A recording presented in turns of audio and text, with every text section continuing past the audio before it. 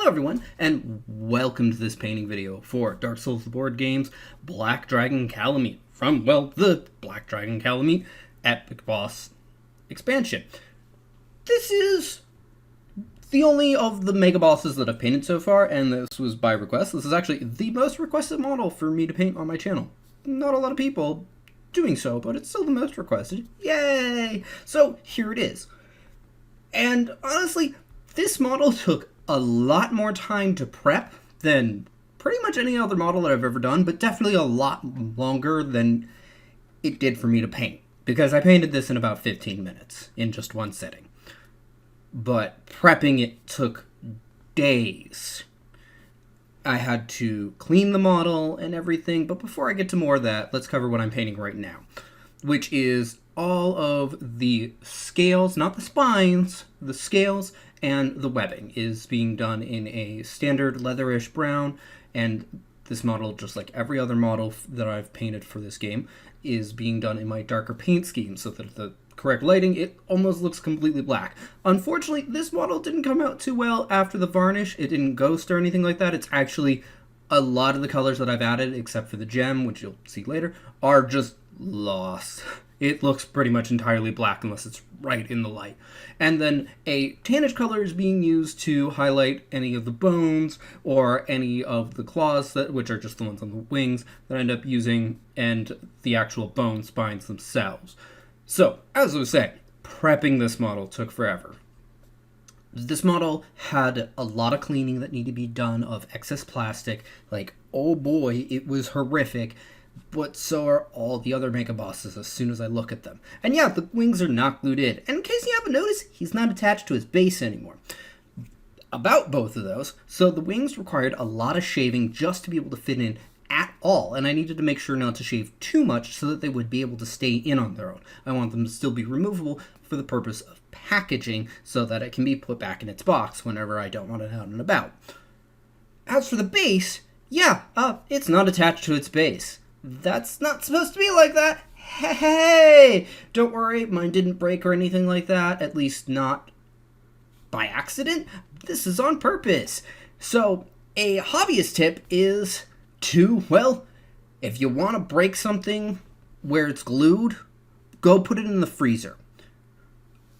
Glue, especially model glue, be that the kind you would pick up at a hobby store or the kind that's used in factories for, producing these models, is extremely brittle in cold.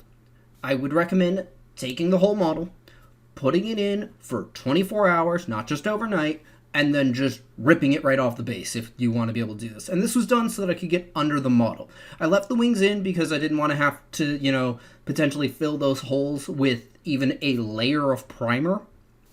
So, yeah, and you can see as the model's being painted, there are some spots that are missed by the primer because of the wings. That all gets fixed later off camera, but yeah. So, here I am using the same color that's being used for the base coat of the bones, spines, horns, and such to highlight all the brown that was there beforehand, and then the rest of it is going to be highlighted with the stuff that was base coat in this. Will be highlighted in a actual bone-like color.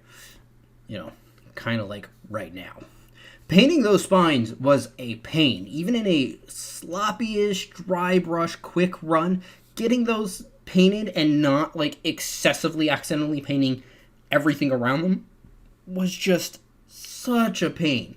So for a quick paint job on this model, it was a pain. I like how it looks. The varnish coat, like I said, kind of screwed it up. I don't know how, because I've also used that varnish then later on other models, and so he's come out kind of glossy is the thing, and I don't really know how. I'm not really going to complain too much. He still looks better than he did without it. Because there was uneven patches of primer versus actual painted on black, and a few other things like that, because you always have to cover up a lot of primer areas. But yeah, so here's the gem, at which I paint a very bright red. I had actually debated whether to just do the glow effect a little bit, which is what I ended up doing, or end up glowing the entire model. But every single time I found a picture of that, which that was also a difficult thing prep-wise, and the gem is being dry brush highlighted orange for an object lighting effect. Yeah, every time I tried to find a picture for him, it was so painful, because he's not entirely black, even though he's labeled Black Dragon Kalameet. And yeah, so I didn't go with the full glow because at the end of the day, it was only when he was standing upright. So here he is being reattached to the base, which has its usual painted lines. I went with the dark green to match the Dark Root Garden because technically that is where you find him, just at a different point in history. Ha ha! But that's the entire model. Thank you for watching. I hope you enjoyed. If you did, feel free to press that like button. If you think somebody else will enjoy this, feel free to share this video. If you didn't like this video, go ahead and press the dislike button, but please leave a constructive comment as to why.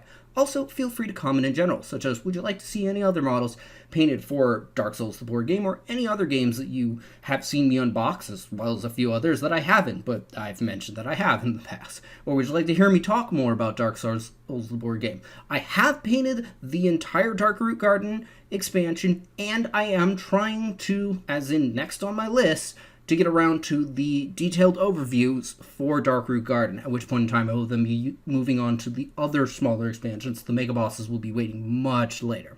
And if you'd like to see more like this, be it more painting videos, my unboxing videos, and my board game overviews, all three of which I do for Dark Souls the board game, and anything else you might want to see on this channel, feel free to subscribe. Regardless, thank you for watching and have a wonderful day. Bye-bye!